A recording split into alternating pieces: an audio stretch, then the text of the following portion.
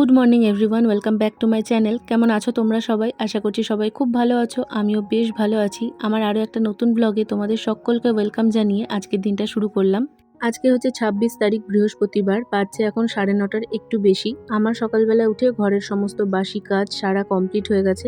আর তারপর এতক্ষণে ডেকে ডেকে রিন্টুকে ঘুম থেকে ওঠানো হয়েছে। ও কিছুতেই আজকে ঘুম থেকে উঠতে চাইছে না। আর ওঠার পরেও দেখো আমি বলছি যা রেডি হতে, যা দেরি হয়ে যাবে, সেই ও বসেই আছে। এটা প্রতিটা দিনের রুটিন হয়ে দাঁড়িয়েছে। ঘুম থেকে কিছুতেই উঠবে না, তারপর বসেই থাকবে, ধাক্কা গুঁতো ঠেলা করতে করতে রেডি হতে যাবে। আর তারপর দেরি হয়ে যাবে, তাড়াহুড়ো তাড়াহুড়ো করে বাড়ি মাথায় তুলবে। সেই জন্য যত রকমভাবে সম্ভব আমি ওকে বিরক্ত করছিলাম বালিশগুলো ছুঁড়ে, ও আবার ওগুলোর মধ্যে মাথা রেখে শুয়ে পড়ছে।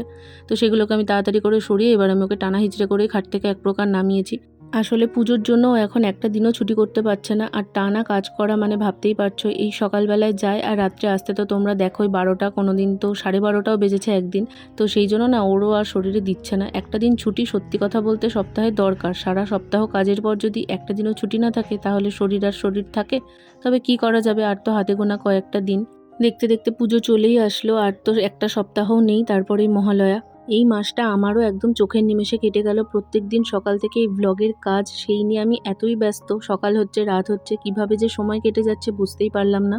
আর এদিকে সকাল থেকেই বেশ ভালোই বৃষ্টি শুরু হয়েছে, আর এখন তো বৃষ্টির বেগটা যথেষ্টই বেড়েছে। আর ও গেছে ফ্রেশ হতে, সেই ফাঁকে আমি এখন চটপট করে খাটটা গুছিয়ে নেব। কারণ খাটটা না হলে অনেক বেলা হয়ে যায় গোছাতে, আর আমার এরমভাবে ঘর বাড়ি রেখে দিতে না ভালো লাগে না। গতকালও ভালোই বৃষ্টি হয়েছে এখানে, তো সেই জন্য কোনো কিছুই কাচাকাচি করতে পারিনি। আর দুদিনকার জিনিসপত্র জমে গেছে। তো আজকে না কিছু জিনিস কাচতেই হবে, না হলে একটু অসুবিধে হয়ে যাবে। তো সেটাই আমি ভাবছি যে যা বৃষ্টি শুরু হয়েছে তাতে আমি কাচবো কী করে। তবে দেখো আবার হালকা হালকা রোদ উঠছে। এই হচ্ছে, একবার মুষলধারে বৃষ্টি আসছে আর একবার রোদ উঠছে। তবে আজকে ওয়েদার মোটেই ভালো না। আজকে তো মনে হচ্ছে সারাদিনই হয়তো বৃষ্টি হবে। খাট গোছানোও আমার এদিকে কমপ্লিট। আজকে আমার ঘরের সমস্ত কাজ একদম তাড়াতাড়ি হয়ে গেছে। রিন্টু বেরানোর আগে যদি এই সমস্ত কাজগুলো আমি সেরে ফেলতে পারি না, আমার অনেকটা রিল্যাক্স ফিল হয়। কারণ এই বেলাতেই বসে আমি ভিডিও এডিট করি, সাথে আর একটা ভিডিওতে ভয়েস দিই। তো আমার ওই দিকের কাজগুলো আমি নিশ্চিন্ত মনে করতে পারি। নাহলে মাথার ওপর না প্রচুর প্রেশার থাকে যে কখন আমি এডিট করব, তার সাথে নতুন ব্লগও তোমাদের জন্য রেকর্ড করব। তো সব কিছু মিলে একটু খিচিবিচি পেকে যায়। আর এদিকে আলমারিটায় না কেমন ছিট ছিট দাগের মতন লেগেছে। কি করে লাগে এগুলো আমি বুঝতে পারছি না। তবে কেমন একটা দাগ দাগ মতন পড়েছে, তো সেই জন্য ভাবলাম একটু হালকা হাতে মুছে নিই। তো ওই যে টোনারটা, ওই টোনারটা স্প্রে করে দিলে ভালো উঠে যায় জিনিসগুলো। তো তারপরে একটা সুতির ন্যাকড়া দিয়ে আমি এটাকে মুছে নিচ্ছিলাম। আমার ঘরের প্রতিটা জিনিসই আমার ভীষণ প্রিয়। শুধু জিনিস বলবো না, আমার জামা কাপড় থেকে শুরু করে আমার রুমালটা অবধি আমার ভীষণ প্রিয়। আমি জিনিস করি প্রচণ্ড পছন্দ করে, একটা থেকে 10টা দেখে। যে কোনো জিনিস আমি একটু যত্নেই রাখার চেষ্টা করি। ওই জন্য আলমারিতে বা খাটে একটু যদি ধুলো পড়ে আমি সাথে সাথে চেষ্টা করি সেটাকে পরিষ্কার করে দেওয়ার, যাতে ধুলোগুলো জমে থেকে দাগ না পড়ে যায়। সত্যি কথা বলতে আমার জিনিস না আমি কাউকে দেওয়াও পছন্দ করি না। কারোর থেকে আমি কোনো কিছু আশাও করি না। কারোর থেকে শাড়ি নিয়ে পরবো, কারোর থেকে জামা নিয়ে পরবো, এগুলো আমার কোনো দিনই আসে না। কারণ একটা টাইম আমার যখন ছিল না, তখন না আমি কারোর কাছে চেয়ে পাইনি। আসলে ছোটোবেলায় দেখবে নানান রকম স্কুল ফাংশন থাকে, সাথে সরস্বতী পুজো থাকে। তো আমার তখন সেরকমভাবে জামা কাপড় শাড়ি ছিল না। তো অনেকের কাছেই চেয়েছি, তারা মুখের ওপর বলে দিয়েছে না নেই। সবাই যে বলেছে এমনটা বলছি না, তবে কিছু লোক অবশ্যই বলেছে। তার থেকে আমার এত সুন্দর একটা শিক্ষা হয়েছে যে ওই মুখের ওপর অপমানিত হওয়ার থেকে না চাওয়াই ভালো। নিজের কাছে থাকলে পরবো, না থাকলে ভাই পরবো না। আর এখন যখন তারাই আমার কাছ থেকে কিছু চায়, আমার বড্ড হাসি পায় জানো তো, যে কোন মুখে চায় তারা। তো আমি এই জন্য আমার কোনো জিনিস কাউকে দিতে নারাজ। আমার ভাই এত বড় মন নেই, কারণ আমার প্রতিটা জিনিস ভীষণ কষ্ট করে আমার করা। তো সেটা শাড়িই হোক, চাই আমার জামাই হোক, চাই ঘরের জিনিসই হোক, ওই জন্য আমি আমার কোনো জিনিস কাউকে দিও না, কারোর থেকে আমি আশাও করি না। এবার অনেকের মনে হবে আমি প্রচণ্ড স্বার্থপর, হিংসুটে, যেটা খুশি তোমরা ভাবতে পারো। কিন্তু যেটা ফ্যাক্ট আমি তোমাদের সাথে সেটাই শেয়ার করলাম। আর ওই এক আলমারি পরিষ্কার করতে গিয়ে কী যে পরিষ্কারের ধুম পড়ে গেল আমার। আমি এখন এইদিকে সব কিছু পরিষ্কার করা শুরু করলাম।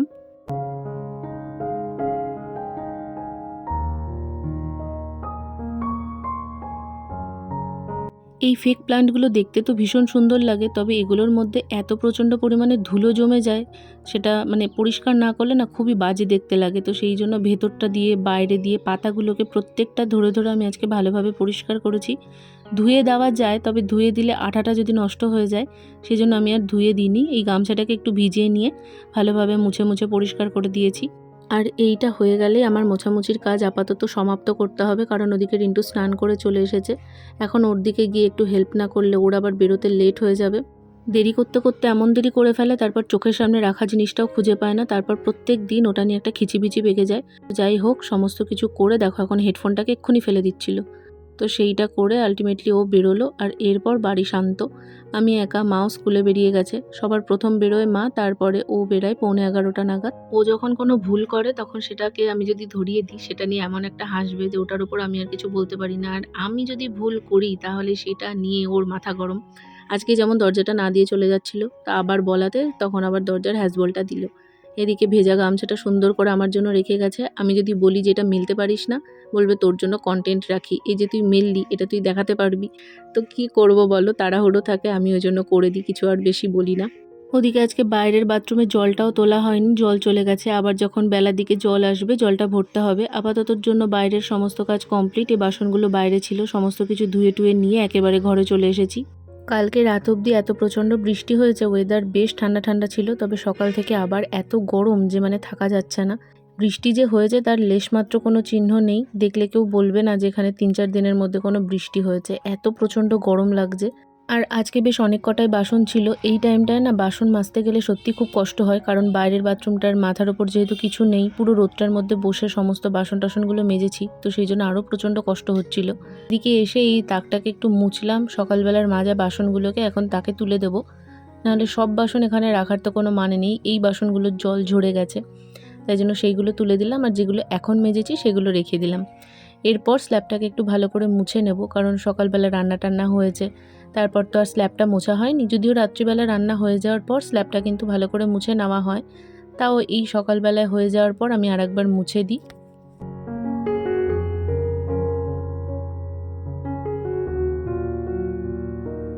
জীবন থেকে না পুরো শান্তি চলে গেছে, মানে একটু ভয়েস ওভার দিতে বসেছিলাম, কালকের ব্লগটা রেডি করতে হবে। এখন এমনিতেই 12:10 বাজছে, টাইমটা চলে যাচ্ছে। আমার তো সব কিছু টাইম একদম প্রত্যেক দিন একই টাইমে বাধা ধরা কথা চলে।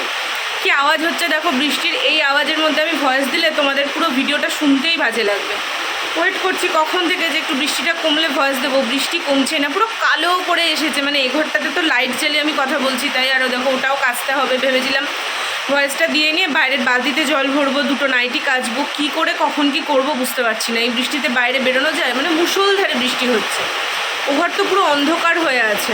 জানলাটা খোলা ছিল, জানলাটা আমি দিয়ে দিলাম, নাহলে জল ঢুকবে। দেখো ঘরের অবস্থা।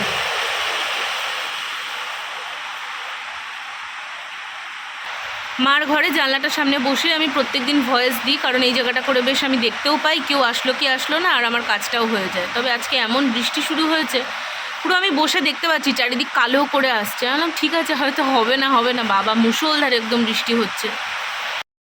ফাইনালি এখন বৃষ্টির বেগটা একটু কমেছে, আর তাও কিন্তু বেশ ভালোই বৃষ্টি হচ্ছে। বাইরেটায় দেখো আস্তে আস্তে কালো মেঘটা অনেকটাই কেটেছে, আর বৃষ্টি দেখো কন্টিনিউ পড়ছে।